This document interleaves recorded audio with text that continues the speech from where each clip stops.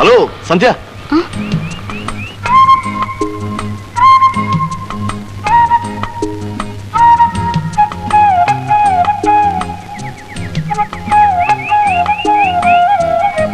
അയ്യോ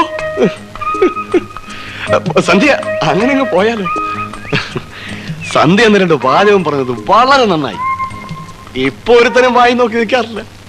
ഞാനും ഇവനെ ശരിക്കൊന്ന് ഫയർ ചെയ്തു. പിന്നെ ഞങ്ങളൊരു ഗ്യാങ് ആണെന്ന് കരുതി സന്ധ്യക്ക് എന്നോട് വിരോധമൊന്നും തോന്നരുത്.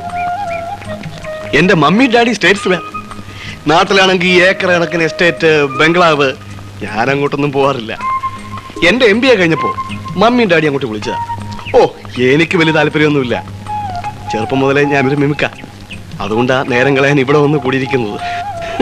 സോറി, ഞാൻ ബയോഡേറ്റ ഒന്നും ആവശ്യപ്പെട്ടില്ലല്ലോ.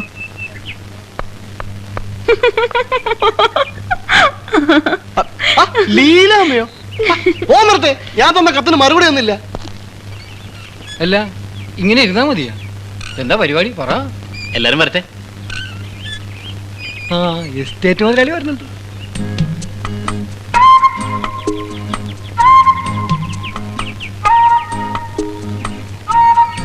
കേട്ടോടാ സ്വാമി, ഡാഡിയും മമ്മിയും സ്റ്റേറ്റ്സിലാ. ആണോ? ആ, നാട്ടിൽ ഏക്കർ കണക്കിന് എസ്റ്റേറ്റ്, ബംഗ്ലാവ്. MBA കഴിഞ്ഞപ്പോ അമേരിക്കയിലേക്ക് ഡാഡി മമ്മി വിളിച്ചതാ. എന്നിട്ട് പക്ഷെ പോവാൻ താല്പര്യമില്ല അത്ര. ആ, എന്നാണ് നിന്റെ അപ്പച്ചനും അമ്മച്ചി അമേരിക്ക പോയത്? ഏക്കർ കണക്കിന് എസ്റ്റേറ്റും ബംഗ്ലാവും. എന്തിനാടാ ഈ പെര കത്തുമ്പോ വാഴ വെട്ടുന്ന സ്വഭാവം കാണിക്കുന്നത്? എടാ, ഈ പ്രേമം എന്നൊക്കെ പറയുന്നത് നിനക്കൊന്നും പറഞ്ഞിട്ടുള്ളതല്ല. പിന്നെ ഒരു കാര്യം, മേലിൽ നീ നമ്പർ ഇട്ടുകൊണ്ട് സന്ധ്യ അടുത്ത് ചെല്ലരുത്. ചെന്ന നീ എന്ത് ചെയ്യോടാ?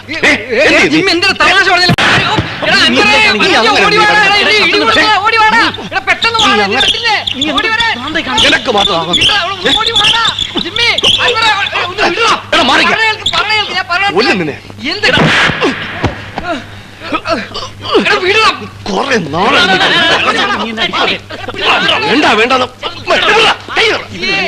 കൊല്ലു ഞാൻ.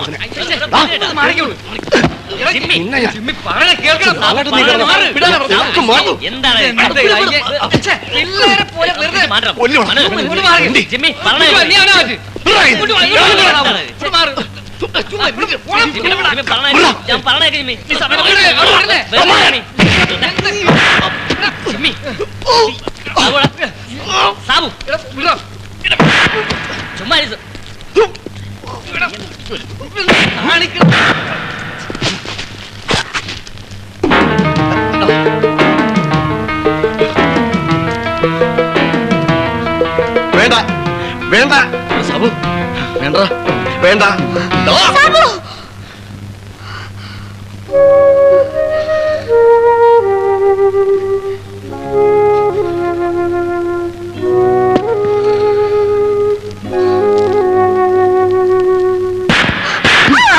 എടി, കൊന്നളയും നിന്നെ ഞാൻ. അവൻ നിന്നെ ശല്യം ചെയ്യുന്നു എന്നും പറഞ്ഞ് ഇല്ലാത്ത കുഴപ്പങ്ങൾ ഉണ്ടാക്കി വെച്ച് ഈ പാവള അവനെ പ്രേമിക്കുന്നു. നീ എന്നതാ വിചാരിച്ചിരിക്കുന്നത്? ഞങ്ങളെ വിഡ്ഢികളാക്കാവുന്നു. മതി, നിന്നെ ഡാൻസ് പഠിത്തോ. ഇനി വീട് വിട്ട് പുറത്തിറങ്ങാനുണ്ടല്ലോ നിന്നെ ഞാൻ. നീ പോവല്ലേടി? എന്നതാടാ ഇവിടെ? അവളുടെ ഒരു സാബു. അപ്പച്ചനെ അവളെ പുന്നാരിച്ച് വഷളാക്കിയത്. ഓ, സാബു അന്നത്തെ കക്ഷിയല്ലേ? അതിന് നീ എന്നാത്തിനാടാ ഇവിടെ തല്ലുന്നേ? അവന്റെ കൈയും കാലും അങ്ങ് തല്ലുപിടിച്ചേരെ. ആ, കൊല്ലരുത്. കൊന്നാലായി കേസും പണ്ടാരവും ഒക്കെ. അവനോട് ചോദിക്കുന്നതിന് മുമ്പ് അച്ഛനിട്ടാ 2 കൊടുക്കേണ്ടത്.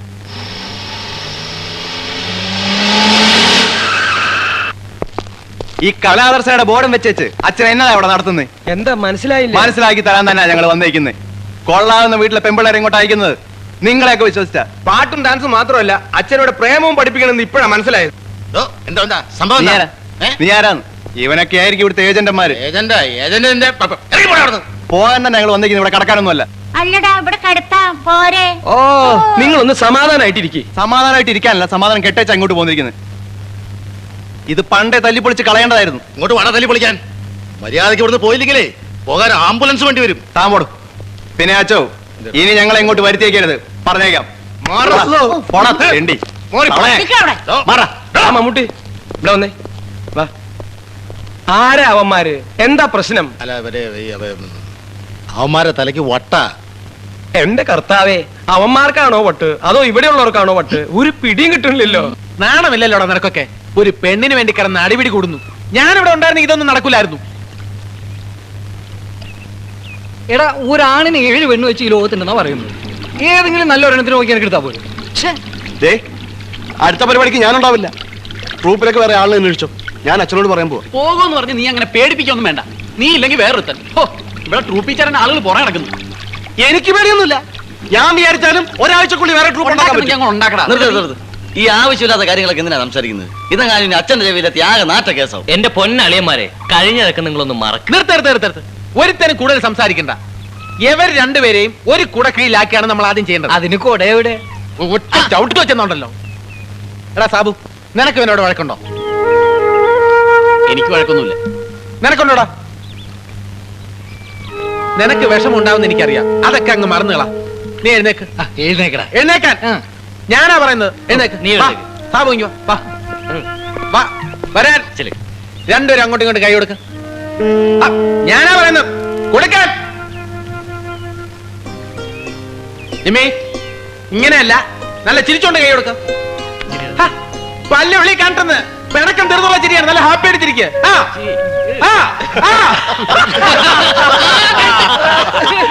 എങ്ങനെയുണ്ടാ?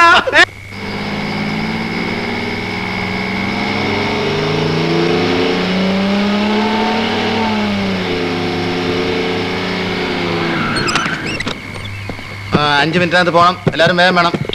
ഇറങ്ങി പാടും കേട്ടെ. പുലി ഇറങ്ങാനുള്ള സാധ്യതയുള്ള സ്ഥലമാണ്. രമണി, ഒരു പെണ്ണിന്റെ കരച്ചിലല്ലേ കേൾക്കുന്നത്? ശരിയാ, ഒരു വണ്ടി മറിഞ്ഞു കിടക്കുന്നു. അവിടെ കരച്ചിൽ കേൾക്കുന്നത്. വാ, നമുക്ക് പോയി നോക്കാം.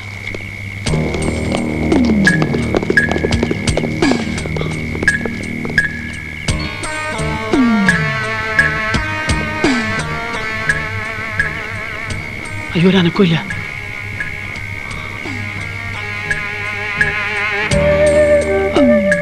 നമുക്കൊരു ഹോസ്പിറ്റലിൽ എത്തിച്ചാലോ? ഓരോ ദിവസം ഒരു പുലിവാല ഉണ്ടാക്കരുത് കേട്ടോ. അന്ന് റോഡിൽ കിടന്ന പ്രവാചകനെ തൂക്കിയെടുത്തുകൊണ്ട് പോകാൻ അനുഭവം നീ മറന്നിട്ടില്ലല്ലോ. 2 ദിവസമാവും ലോക്കപ്പിൽ കിടന്നത്.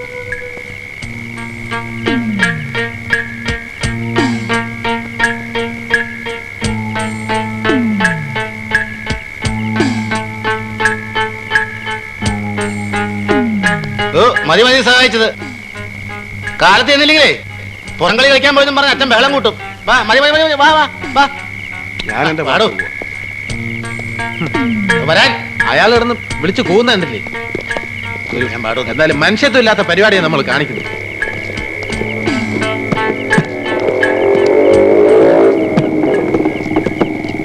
റോണി, ആ മോട്ടോർ സൈക്കിളുകാരൻ നമ്മളെ തന്നെ ശ്രദ്ധിക്കുന്നു. ശരിയാ, നമുക്ക് വേഗം സ്ഥലം. നീ എന്താ നേരത്തെ ഇങ്ങോട്ട് പോകുന്നത്? എനിക്ക് പോരാണ്ടൊക്കെ അല്ലായിരുന്നു. എന്നാ വണ്ടി വിട്, പോവാ.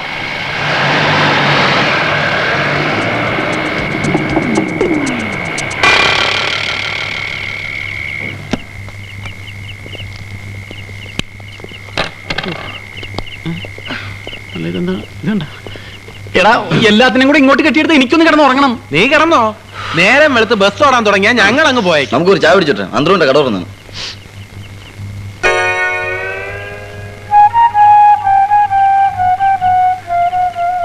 എന്താടാ ഇത് എവിടെന്നാണെന്ന്? ഇതങ്ങനെ കിട്ടി. മനസ്സിലായി. പ്രോഗ്രാം കഴിഞ്ഞിട്ട് നമ്മൾ ആ സമിതി സെക്രട്ടറിയുടെ വീട്ടിൽ നിന്ന് ഊണ് കഴിച്ചില്ലേ? അവിടെ നിന്ന് അടിച്ചെടുത്തത്. ഇത് അവിടെ നിന്നൊന്നും കിട്ടിയല്ല. പിന്നെ എവിടെ? ആ ആക്സിഡന്റ് നടന്ന സ്ഥലമില്ലേ, ആ പെണ്ണിന്റെ അടുത്ത് ചേർന്ന് കിട്ടിയതാണ്. ഇവന്റെ ഈ സ്വഭാവം കൊണ്ട് ഒരു ദിവസം നമ്മൾ എല്ലാ അകത്ത് കയറിയിടും. അത് ശരിയാ. നിന്റെ കരിയാക്കൊണ്ടൊന്നും മിണ്ടായിരിക്കാവോ? എടുക്കാൻ കട്ടെടുത്ത സാധനം ഇവിടെ വെക്കരുത്. ഇത് കട്ടെടുത്തല്ല, കിട്ടിയതല്ലേ. ഞാൻ അങ്ങനെയായി പോയി. കാണാൻ ഭംഗിയുള്ള എന്ത് കണ്ടാലും എനിക്ക് എടുക്കാൻ തോന്നും. ഇല്ലെങ്കിൽ എനിക്ക് ഭയങ്കര ടെൻഷനാ. എവിടെന്നെങ്കിലും 2 എണ്ണം കിട്ടുമ്പോ നിന്റെ ഈ ടെൻഷൻ മാറിക്കോളും കേട്ടാ. ഇത് കൊള്ളാമല്ലോടെ സാധനം. ഒന്ന് നോക്കട്ടെ. അത് വേണ്ട, കുറ്റം പറയാൻ വേണം, സാധനം കാണാൻ വേണം. അത് വേണ്ട, ശരിയാവൂല, തരൂല. നോക്കിട്ട് തരാൻ പറഞ്ഞില്ലേ? വേണ്ട, സാധനം ഒന്ന് നോക്കിട്ട് തരാം. കഷ്ടപ്പെട്ടിരിക്കാൻ ഞാൻ തള്ളരുത്. തരൂല.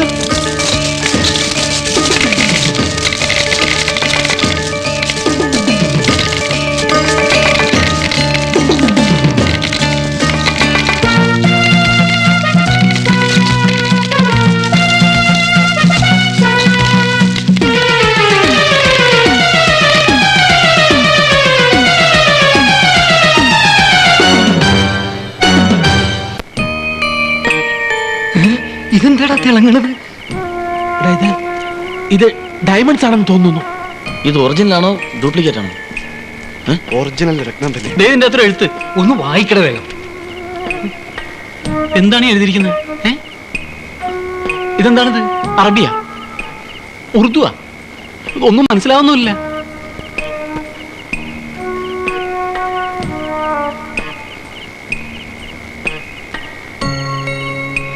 ഇത് ഏതോ സ്മഗ്ലിംഗ് പാർട്ടിയുടെ എഴുത്താണ്. ദാ ഇവിടെ IKT എന്ന് മാത്രം ഇംഗ്ലീഷ് എഴുതിയിട്ടുണ്ട്. എന്താണ് ഈ IKT? IKT എന്ന് പറഞ്ഞാ ഇടികൊള്ളും തീർച്ച. ഇതെന്തോ കുഴപ്പം പിടിച്ച കേസാണ്. ഞാൻ എപ്പോഴും പറയാറില്ല ഇവൻ കാരണം എല്ലാവരും അകത്ത് പോകുന്നു. ഇപ്പൊ എന്തായി? കിടന്ന് ബഹളം വെക്കാതെ ഒരു കാര്യം ചെയ്യാം. നമുക്ക് ഇതെല്ലാം കൂടി ആ പാവയ്ക്കകത്ത് തിരിച്ചിട്ട് അത് അതേപോലെ കിടന്ന സ്ഥലത്ത് തന്നെ കൊണ്ടുപോയിടാം. അങ്ങോട്ട് കൊണ്ടുപോയല്ലേ. ഇപ്പൊ അവിടെ ചെന്ന നാട്ടുകാരും പോലീസുകാരും ഒക്കെ ഉണ്ടാവും. നമുക്ക് സ്മഗ്ലിംഗ് പാർട്ടിയായിട്ട് ബന്ധമുണ്ടെന്ന് പറഞ്ഞ് എല്ലാത്തിനും പിടിച്ച് അകത്തിടും. ഇതെന്തിനാണ് അവിടെ കൊണ്ടുപോയി വെക്കണത്? നമുക്ക് വിറ്റ് പങ്കിട്ടെടുക്കാം. വിൽക്കാനോട്ട് കൊണ്ടില്ലേ? ഞാനില്ല. എടാ നമ്മളെ ബുദ്ധിമുട്ടുകൾ അറിഞ്ഞ് ദൈവം തന്നായിരിക്കും.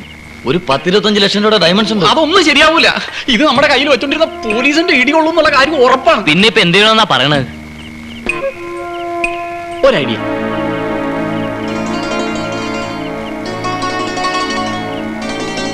നമുക്കിത് പോലീസ് സ്റ്റേഷൻ കൊണ്ടുപോയി കൊടുത്താലോ? ഓ, അവന്റെ ഒരു ഐഡിയ. കൊണ്ടുപോടാ. അവരുടെ കൈ കിട്ടിയ തെളിയാത്ത വല്ല കേസും ഉണ്ടെങ്കിൽ അതുവരെ അവരിടിച്ച് തെളിക്കും. പിന്നെ പുറത്തു വരുമ്പോ മുഖം അലുമിനി പാത്രത്തിൽ ലോറി എറി വരിക്കും. എന്നാലേ നമുക്കിത് അച്ഛനെ ഏൽപ്പിക്കാം. അച്ഛനൊരു തീരുമാനം എടുക്കട്ടെ. ആ ബെസ്റ്റ്.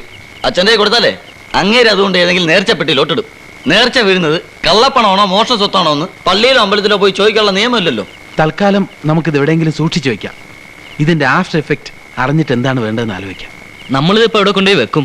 വേറെ എവിടെയും വെക്കണ്ട, ഇവിടെ തന്നെ ഇരിക്കുന്നല്ലേ നല്ലത്. അതെടാ, ഇവിടെ വെക്കണ്ട. അവസാനം പോലീസ് എന്നെ പോക്കും. ഭദ്രമായിട്ട് വയ്ക്കാൻ നമുക്കൊരു സ്ഥലമുണ്ട്.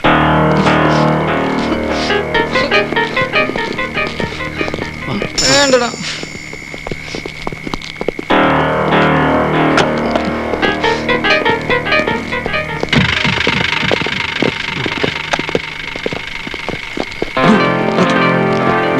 ഇതും ആരുടെങ്കിലും നീ അങ്ങോട്ട് കൊടുക്ക. വേണ്ടടാ, വേണോ? എന്തിനാണ്?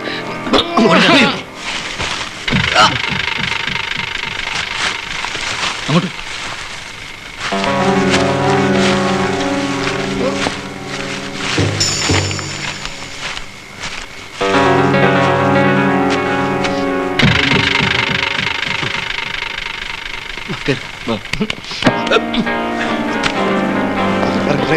എന്റെ പാവ അല്ലേ കണ്ട. അങ്ങോട്ട് പോടാ. അധോലോക സുന്ദരി വാഹന അപകടത്തിൽ മരിച്ചു. നിരവധി കേസുകളിൽ പ്രതിയാണെന്ന് സംശയിക്കപ്പെടുന്ന ഒരു അജ്ഞാത യുവതി ഒരു വാഹന അപകടത്തിൽപ്പെട്ട് മരണമടഞ്ഞു. ഇപ്പൊ എന്തായി ഞാൻ പറഞ്ഞത്? സ്മഗ്ലിംഗ് പാർട്ടിയാണെന്ന് വ്യക്തമായില്ലേ? അതിന് രത്നത്തിന്റെ കാര്യമൊന്നും പത്രത്തിൽ എഴുതിയിട്ടില്ലല്ലോ. പിന്നെ കള്ളക്കടത്തുകാരാണെന്ന് പത്രക്കാർക്ക് എങ്ങനെ മനസ്സിലായി? ഒന്ന് പോടാ അവിടുന്ന്. നമ്മുടെ പോലീസുകാർ ഇവിടെ പന്ത് കളിച്ച് നടക്കുകയാണെങ്കിലും കേസ് പിടിക്കാൻ അവന്മാരെ മിടുക്കന്മാരാ. അവന്മാർക്ക് എന്തെങ്കിലും ഹിന്ദി കിട്ടി കാണും. രത്നത്തിന്റെ കാര്യമൊന്നും അവരും അറിയാത്ത സ്ഥിതിക്ക് ഇനി സാധനം പറ്റി നമുക്ക് കാശാക്കാം. ഇക്ക് കാശാക്ക. ഒന്ന് പോടാണെന്ന്. അന്വേഷണം നടക്കുന്നുണ്ടാവും. എപ്പോഴാണ് പോലീസ് കയറി വരണമെന്ന് അറിഞ്ഞൂടാ.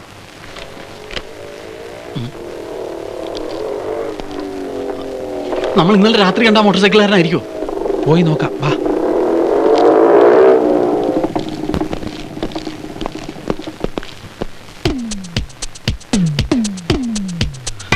ഇതാവൻ തന്നെ നമ്മൾ ആക്സിഡന്റ് സ്ഥലത്ത് വെച്ച് കണ്ടവൻ.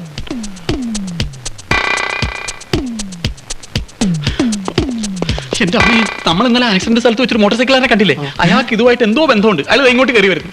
നീ പത്രം എവിടെ ഒളിപ്പിച്ചു നോക്കി? എവിടെ ഒളിപ്പിക്കും? ഇങ്ങോട്ട് കൊണ്ടുവാ, ഞാൻ ഒളിപ്പിച്ചു നോക്കാം. പത്രം ഒളിപ്പിക്കുന്നത് ഇങ്ങനെയാണോ?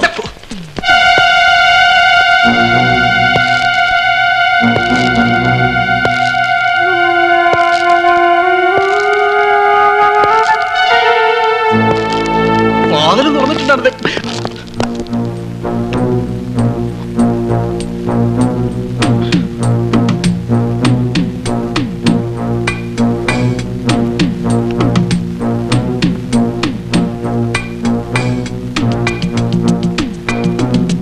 നിങ്ങൾ കലാദർശകയിലെ മിമിക്സ് താരങ്ങളല്ലേ? അല്ല, അതെ. നിങ്ങളുടെ പരിപാടി ഞാൻ കൊല്ലത്ത് വെച്ച് കണ്ടു. വളരെ നന്നായിരുന്നു. ഫാന്റാസ്റ്റിക്. ആ ലാലിന്റെ മമ്മൂട്ടിയുടെ ഇമിറ്റേഷൻ ഉണ്ടല്ലോ, അത് വളരെ നന്നായിരുന്നു. എന്റെ പേര് ജെയിംസ് ബോണിഫസ്. SN കോളേജിൽ ലെക്ചറാണോ? അല്ല, ഞാൻ അടുത്ത താമസിക്കുന്നത്. അയ്യേ. ആ വഴി വരുമ്പോ തീർച്ചയായിട്ടും വീട്ടിൽ കയറണം. എന്റെ ഒരു ഫ്രണ്ട് ഇവിടെ 7-ാം നമ്പർ റൂമിലാ താമസം. നിങ്ങളെ കണ്ടുകൊണ്ട് ഞാൻ ഇങ്ങോട്ട് കയറിയതാ.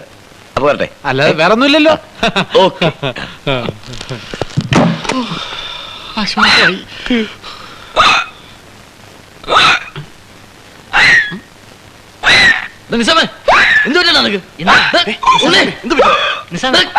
അയ്യോ നിസാം, എന്റെ തൊണ്ടയിൽ എന്തോ തടഞ്ഞിട്ടുണ്ട്. Waste basket. എന്തുവാടാ ഇത്? നീ എന്തായി കാണിച്ചത്? ന്യൂസ് പേപ്പർ ഒളിപ്പിച്ചു വെച്ചതാ. ഒറ്റ ഇടി വെച്ചാൽ ന്യൂസ് പേപ്പർ ഒളിപ്പിക്കാൻ വായില്ലല്ലോ. കുറച്ച് വെള്ളം കൊടുക്ക്. ഇന്നലെ പാവയ്ക്കുള്ളിൽ ഒരു കത്തുണ്ടായിരുന്നല്ലോ. എന്തി? അത് ഇവിടെ ഇരിപ്പുണ്ട്. അത് അറിയാവുന്ന ആരൊക്കെ ഉണ്ടെന്ന് വായിപ്പിക്കും. എനിക്കറിയാവുന്ന ഒരു ഉറുദു മാഷുണ്ട്. ആളെങ്ങനെ? വിശ്വാസമില്ലാത്ത പോലെ പാർട്ടിയാണെങ്കിൽ ആകെ കുഴപ്പമാവും. എന്റെ കൊച്ചാപ്പ നല്ലപോലെ ഉറുദു വായിക്കും. എങ്കിൽ അങ്ങേരെ കൊണ്ട് വായിപ്പിക്കാം. പക്ഷെ കൊച്ചാപ്പ കഴിഞ്ഞ മാസം മരിച്ചുപോയി. എന്റെ അമ്മേ, അവന്റെ അണ്ണാക്കിലോട്ട് കയറ്റി. ഇനി ഒന്നും നോക്കാനില്ല. നമുക്ക് ഇപ്പൊ തന്നെ ആ മാഷിനെ പോയി കണ്ട് എഴുത്തിന്റെ ഫുൾ ഡീറ്റെയിൽസ് മനസ്സിലാക്കാം.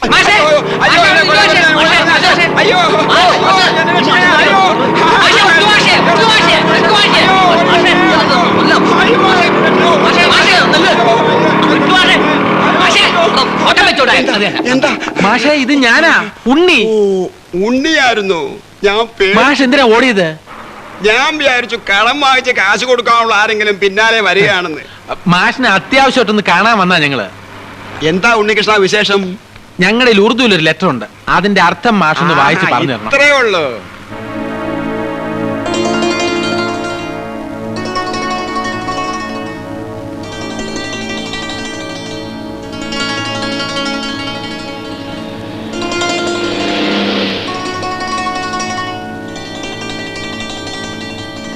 നിങ്ങൾക്ക് ഇത് എവിടുന്ന് കിട്ടി?